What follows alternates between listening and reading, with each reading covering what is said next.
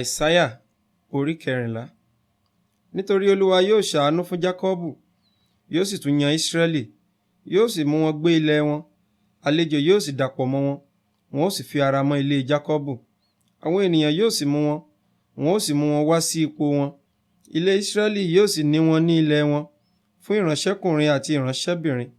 Àwọn tí ó ti kó wọn ní ìgbèkùn ni wọn ó kó ní ìgbèkùn, wọn ó sì ṣe àkóso aninilára wọn.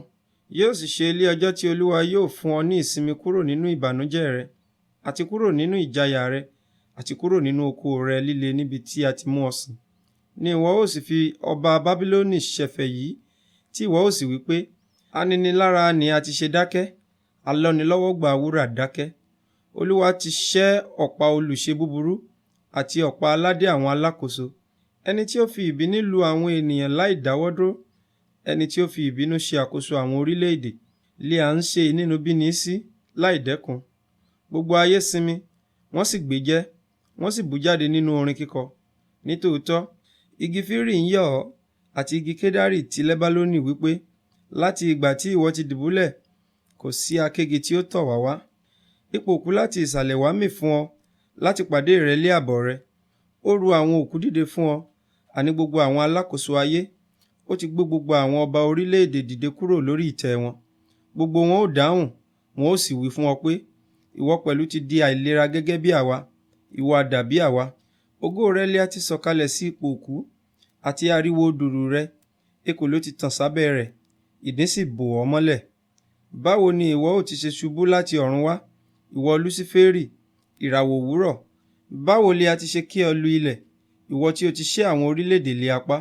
Nítorí ìwọ ti wí lé ọkàn rẹ pé, èmi ó gòkè lọ sí ọ̀run, èmi ó gbé ìtẹ́ mi ga kọjá ìràwọ̀ Ọlọ́run, èmi ó sì jókòó lórí òkè ìjọ ènìyàn ní ìhà àríwá.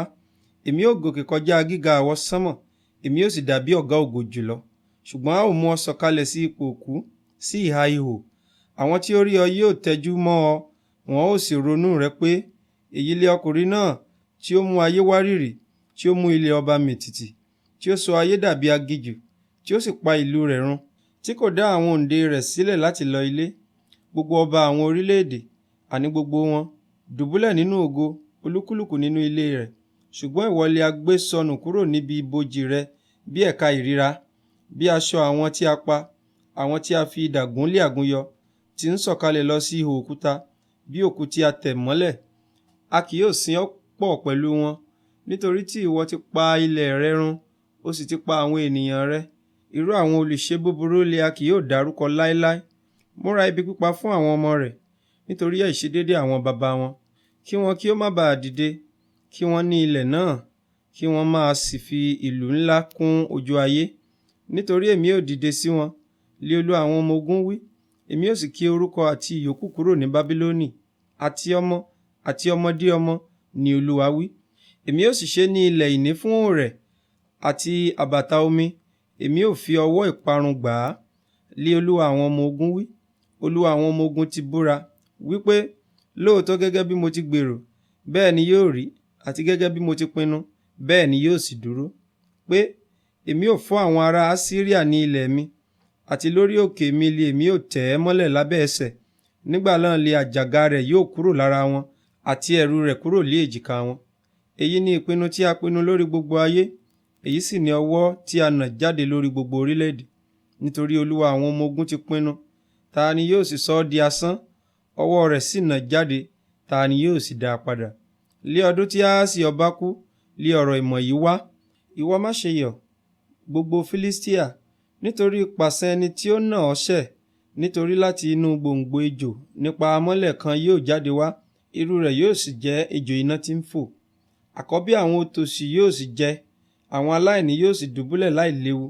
Èmi ó sì fi ìyàn pa gbòǹgbò rẹ̀, òun ó sì pa ìyókù rẹ̀. Hu, ìwọ ẹnu odi, kígbe, ìwọ ìlú, gbogbo Palestina, ìwọ ti di yíyọ́, nítorí èéfín yóò ti àríwá jáde wá, ẹnìkan kì yóò ya ara rẹ̀ kúrò lọ́dọ̀ ẹgbẹ́ rẹ̀. Èsì wo lé a ó fi fún àwọn ikọ̀ orílẹ̀-èdè? Pé, Olúwa ti tẹ́ Síónì dó, tálákà nínú àwọn ènìyàn rẹ̀ yóò sì sá wọ inú rẹ̀.